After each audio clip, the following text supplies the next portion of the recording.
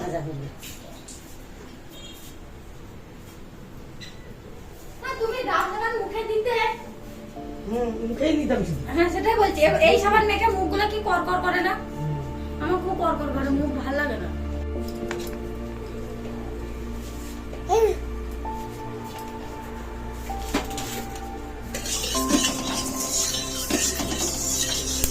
Hello বন্ধুরা, welcome back to our channel Mousuma blog. তো বন্ধুরা কেমন আছো তোমরা?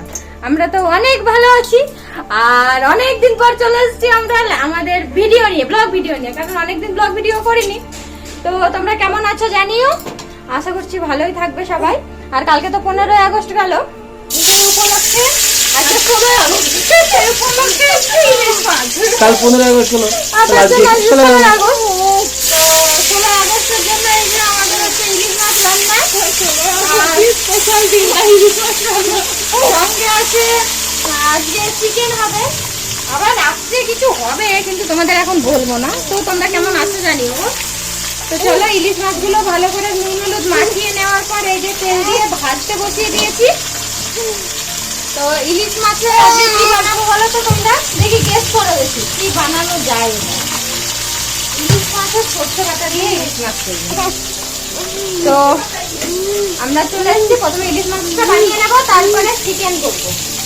তো চলো আজকে সারাদিন কি কি করছি, কি ভিডিও করছি তোমরা দেখতে থাকো।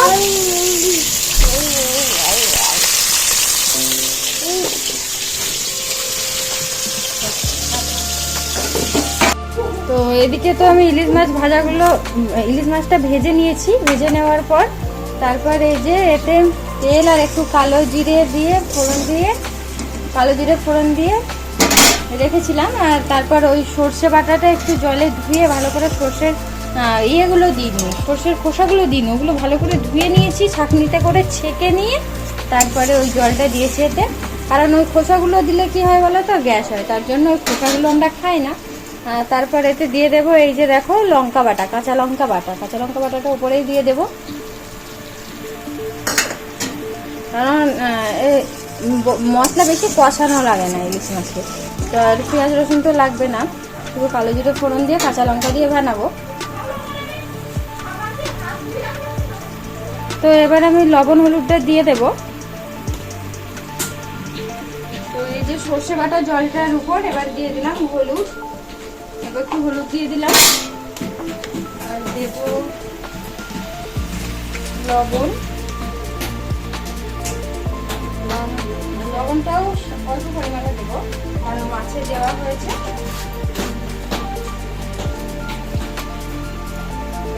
দিয়ে দেবো একটু জিরের গুঁড়ো, তারপরে মাছগুলো দিয়ে নাড়াচাড়া করে নেব।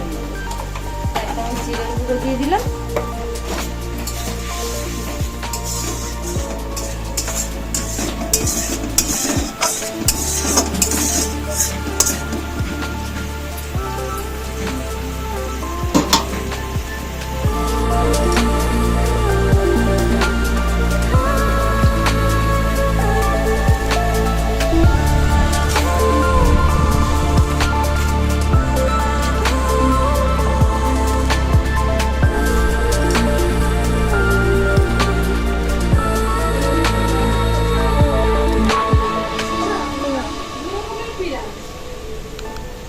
তো এদিকে আমার সরষে ইলিশটা কমপ্লিট হয়ে গেছে। আর কেমন হয়েছে বলো বন্ধুরা? খুব সুন্দর, দেখো ইলিশটা প্রচুর তেল বেরিয়েছে, কিন্তু দেখতে ছোট হলে কি হবে, অল্প একটু তেল দিয়ে ভেজেছে, দেখো কত তেল বেরিয়েছে। তেলটা কিন্তু রাখিনি, ভাবলাম রেখে দেবো, ভাতের সঙ্গে একটু খাবো তেল, কিন্তু দেখছি যে না, তরকারিটা দিলে আরো তরকারিটা টেস্টি হবে, তার জন্য একবারে দিয়ে দিচ্ছি।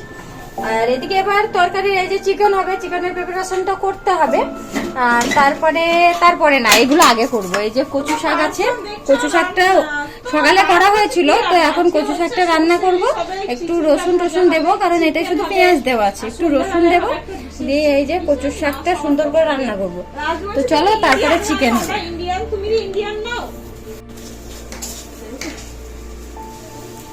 তো এই দিকে দেখো, আমি এখন একটা গোটা রসুন নিয়ে বসেছি, গোটা না দুটো নিয়ে বসেছিলাম।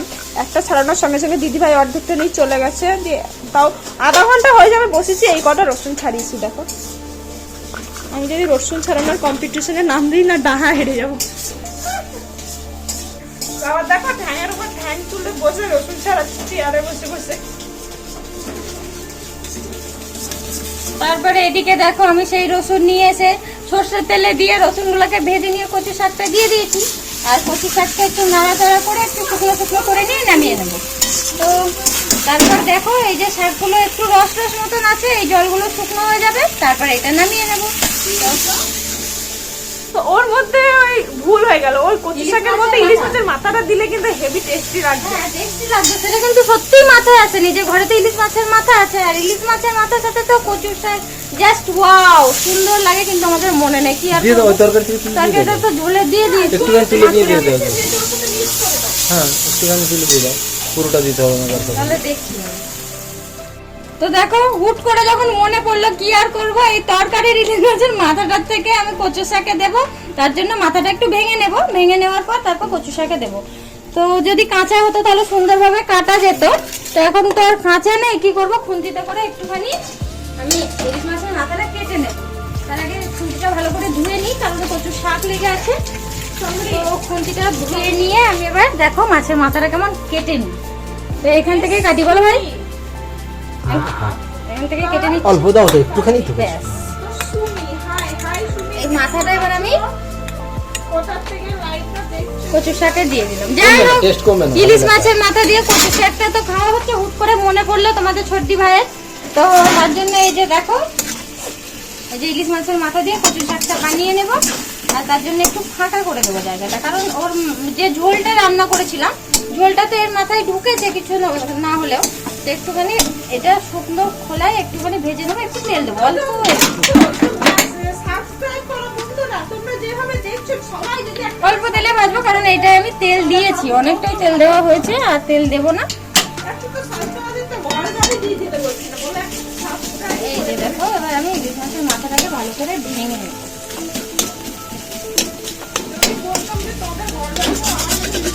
আর এই সময় না বাজারে ইলিশ মাছটা উঠছে, কিন্তু প্রচুর দাম বন্ধুরা। আমাদের এই ইলিশ মাছটা তোমার কতটুকু সাইজ হবে, 150 গ্রাম 200 গ্রাম 200 গ্রাম মতন হবে, এইটার দাম 100 টাকা নিয়েছে। 200 হবে না। তাহলে কত দাম বুঝতে পারছো। তার জন্য মা তো চিকেন খায় না, তার জন্য মায়ের জন্য ইলিশ মাছটা আনা হয়েছে, আর আমাদের জন্য এই যে চিকেন দেখতে পাচ্ছ, আমাদের জন্য চিকেন আছে। আর এই চিকেনটা অন্য একটা রেসিপি হবে, এটা না। আর নিচে যে গামলাটাই আছে, এই যে নিচে আছে, ওই নিচে এই গামলাটার তরকারিটা আজকে, সরি মাংসটা আজকে হবে। তো চলো ইলিশ মাছটা ভালো করে ভেজে নিই, মাছের মাথাটা, তারপর কচুর শাকটার সঙ্গে মিক্স করে দেবো, সেন্টটা তো সুন্দর বেরোবে। তারপরে চিকেনের রেডি করবো চিকেনটা। তো দেখো কচুর শাকটা কত সুন্দর হয়ে গেছে, আর একা একা দেখো গোল হয়ে যাচ্ছে কচুর শাকটা। তো এই যে নাড়াচাড়া করছে, এটা হয়ে গেছে পুরো, তার জন্য এরকম একসঙ্গে মানে নাড়ু মতন হয়ে যাচ্ছে। এবার এটাকে তুলে নেব, সুন্দর শুকনো হয়ে গেছে। তখন দেখালাম একটু রস রস ছিল, আর এখন দেখো পুরো শুকনো শুকনো হয়ে গেছে।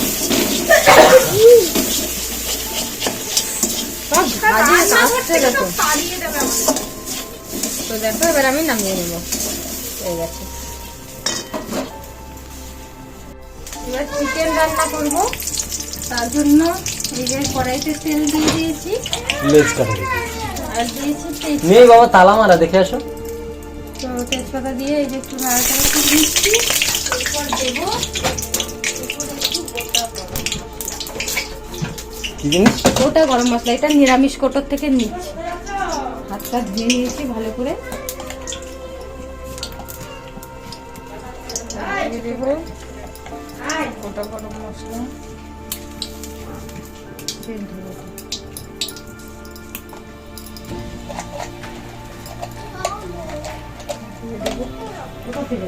এদিকে দেখো আমি কিছুটা চিকেন, মানে একটু বড় সাইজ, ওগুলো ছোট সাইজ দিয়েছে দেখো।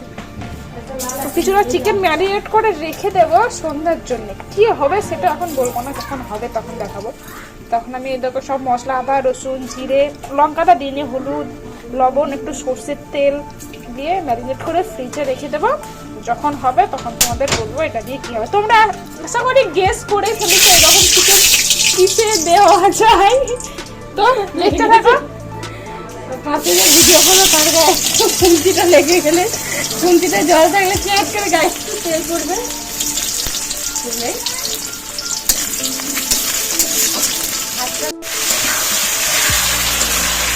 তো এইদিকে দেখো চিকেনটা কষিয়ে দিয়েছি আর চিকেনটা কষিয়ে নেবো না কষাচ্ছি এখন চিকেনটা।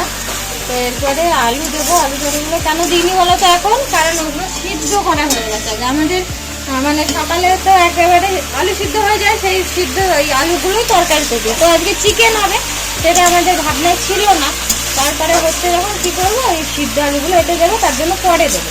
তার আগে এই যে চিকেনটা কষিয়ে নিচ্ছি, ভালো করে কষিয়ে নেওয়ার পর তারপরে আলু পেঁপেটা তারপরে তরকারিতে দেবো। আর ওদিকে ওই চিকেনটা তো ম্যারিনেট করে রাখা আছে, তোমরা দেখতে পেলে, ওটা পরে বলবো।